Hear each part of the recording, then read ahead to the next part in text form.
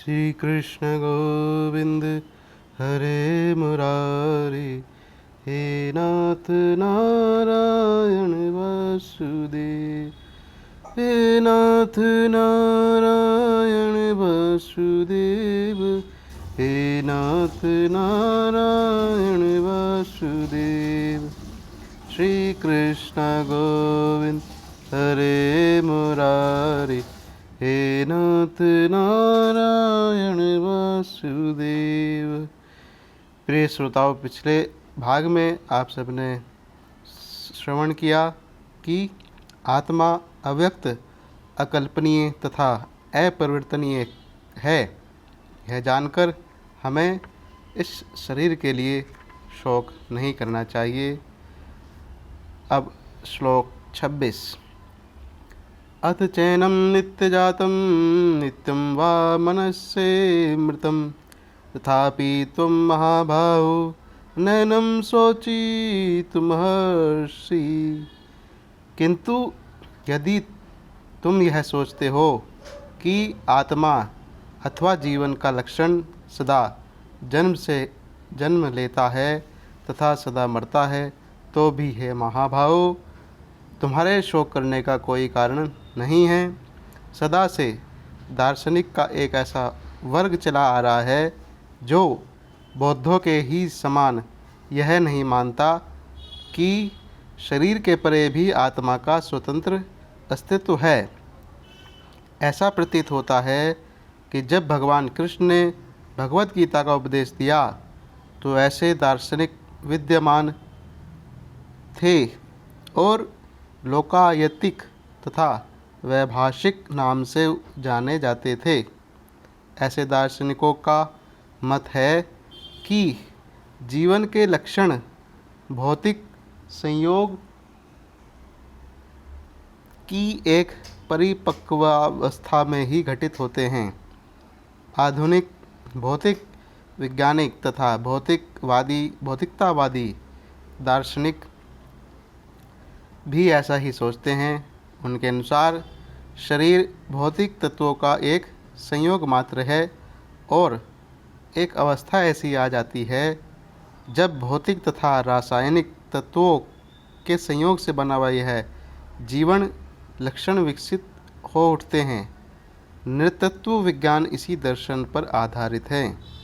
संप्रति अनेक छंद धर्म जिनका सभी विश्व में प्रचार हो रहा है, इसी दर्शन का पालन करते हैं और साथ ही शून्यवादी अभक्त बौद्धों का अनुसरण करते हैं। यदि अर्जुन को आत्मा के अस्तित्व में विश्वास नहीं था, जैसा कि वैभाषिक दर्शन में होता है, तो भी उसके शोक करने का कोई कारण न था।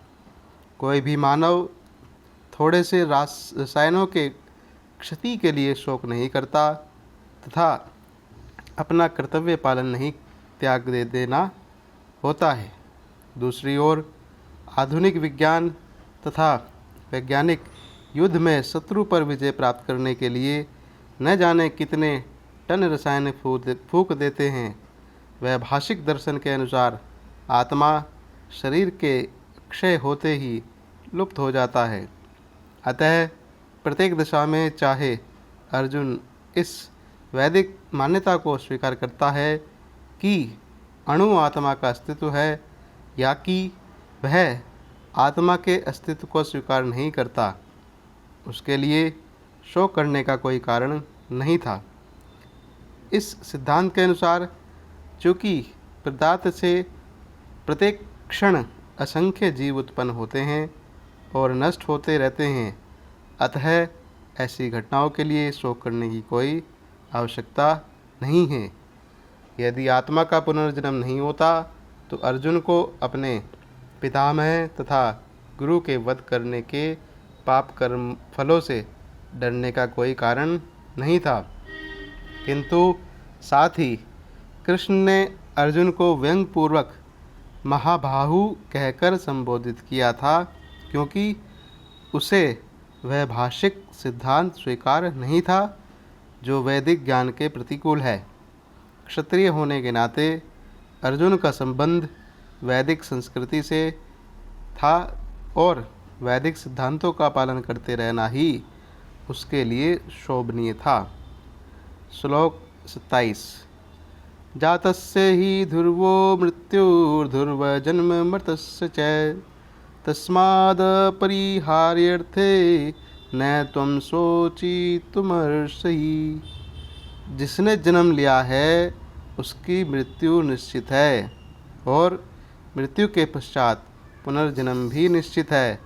अतः अपने अपरिहार्य कर्तव्य पालन में तुम्हें शोक नहीं करना चाहिए। मनुष्य को अपने कर्मों के अनुसार जन्म ग्रहण करना होता है और एक कर्म अवधि पूर्ण करने के पश्चात उसे मर जाना होता है, जिससे कि वह दूसरा जन्म ले सके। इस प्रकार मुक्ति प्राप्त किए बिना ही जन्म मृत्यु का यह चक्र चलता रहता है। जन्म मरण के इस चक्र से वृथा हत्या, वध तथा युद्ध का समर्थन नहीं होता, किंतु मानव समाज में शांति तथा व्यवस्था बनाए रखने के लिए हिंसा तथा युद्ध अपरिहार्य है। श्लोक 28। अव्यक्तादीनि भूतानि व्यक्त्या मध्यानि भारत अव्यक्तानिधानमेव तत्र का परिदेवना। सारे जीव प्रारंभ से अव्यक्त रहते हैं, मध्य अवस्था में व्यक्त होते हैं और विनष्ट होने पर पुनः अव्यक्त हो जाते हैं। अतः शोक करने की कोई आवश्यकता है क्या? यह अर्थात यह स्वीकार करते हुए कि दो प्रकार के दार्शनिक हैं, एक तो वो जो आत्मा के अस्तित्व को मानते हैं और जो दूसरे आत्मा के अस्तित्व को नहीं मानते। कहा जा सकता है कि किसी भी दशा में शोक करने का कोई कारण नहीं है। आत्मा के अस्तित्व को न मानने वाला वेदांतवादी नास्तिक कहलाते हैं। यदि हम तर्क के लिए इस नास्तिकतावादी सिद्धांत को मान भी लें तो भी शोक करने का कोई कारण नहीं है। आत्मा के पृथक अस्तित्व से भिन्न सारे भौतिक तत्व सृष्टि के पूर्व अदृश्य रहते हैं। इस अदृश्य रहने की सूक्ष्म अवस्था से ही दृश्य अवस्था आती है। जिस प्रकार आकाश से वायु उत्पन्न होती है, वायु से अग्नि, अग्नि से जल, जल से पृथ्वी उत्पन्न होती है, पृथ्वी से अनेक प्रकार के पदार्थ प्रकट होते हैं। यथा एक विशाल गगनचुंबी महल पृथ्वी से ही प्रकट है। जब इसे ध्वस्त कर दिया जाता है तो वह अदृश्य बना रहता है, अर्थात हो जाता है और अनंत परमाणु रूप में बना रहता है।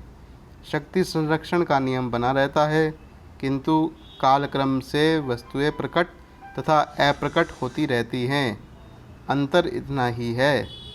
अतः इस प्रकट होने या अप्रकट होने पर भी शोक करने का कोई कारण नहीं है। यहाँ तक कि अप्रकट अवस्था में भी वस्तुएं समाप्त नहीं होती। प्रारंभिक तथा अंतिम दोनों अवस्थाओं में ही सारे तत्व अप्रकट रहते हैं, केवल मध्य में ही वे प्रकट होते हैं और इस तरह से इससे कोई वास्तविक अंतर नहीं पड़ता। श्लोक 29। आश्चर्यवत्तु पश्यति कश्चिदेन माश्चर्यवदति तदेव चान्याः आश्चर्यवश्चन्यमन्ये शृणोति श्रुतो वा पेन वेद न चैव कश्चित्।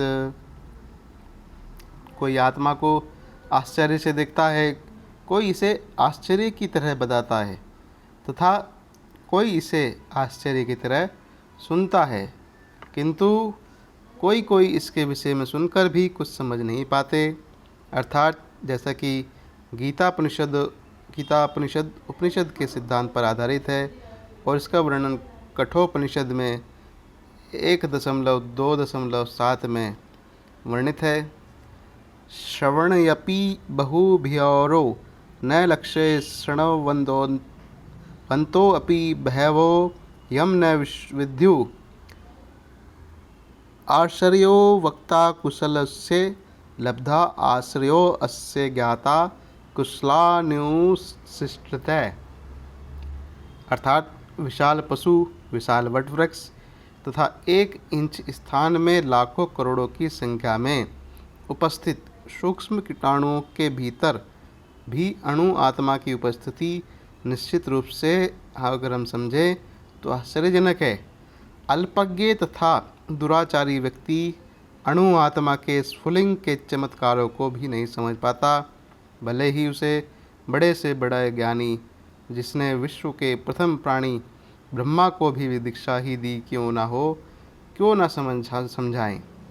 वस्तुओं की स्थूल भौतिक बोध के कारण इस युग के अधिकांश व्यक्ति इसकी कल्पना नहीं कर सकते कि इतना सूक्ष्म कण किस प्रकार इतना विराट तथा इतना लघु बन सकता है।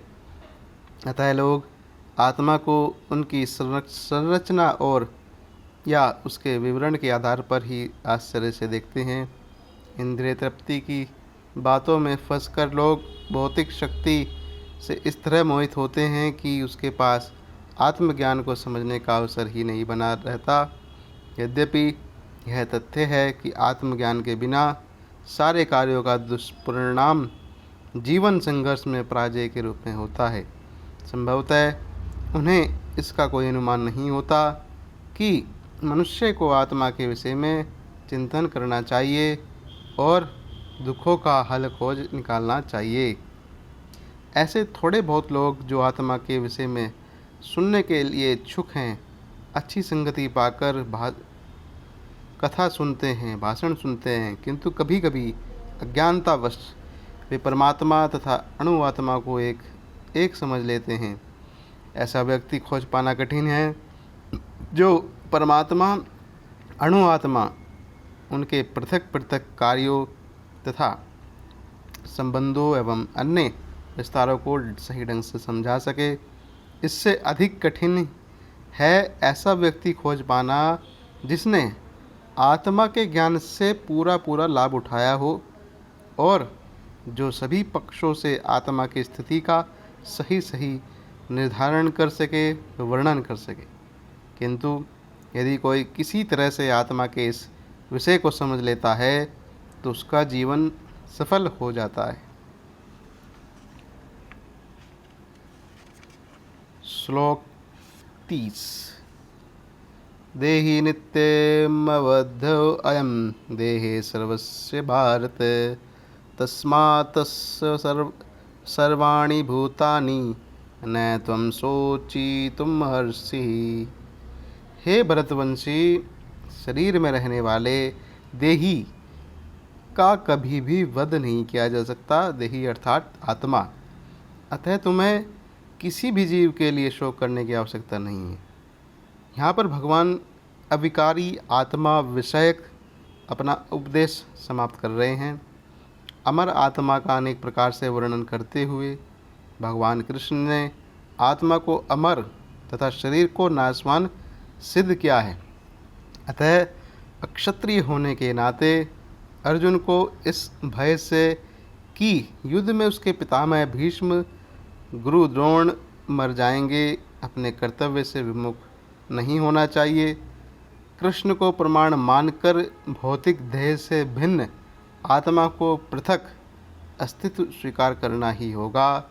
यह नहीं है कि आत्मा जैसी कोई वस्तु नहीं है या कि जीवन के लक्षण रसायनों के अंतःक्रिया के फलस्वरूप एक विशेष अवस्था में प्रकट होते हैं।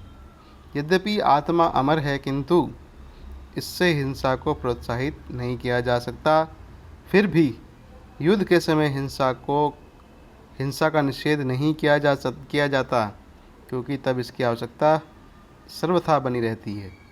ऐसी आवश्यकता को भगवान की आज्ञा के आधार पर उचित ठहराया जा सकता है, स्वेच्छा से नहीं। श्री कृष्ण गोविंद हरे मुरारी, हे नाथ नारायण वासुदेव, हे नाथ नारायण वासुदेव, हे नाथ नारायण वासुदेव। श्री कृष्ण गोविंद हरे मुरारी, हे नाथ नारायण वासुदेव। श्री कृष्ण भगवान की जय। आगे श्लोक अगले भाग में। जय श्री राम, जय श्री कृष्ण।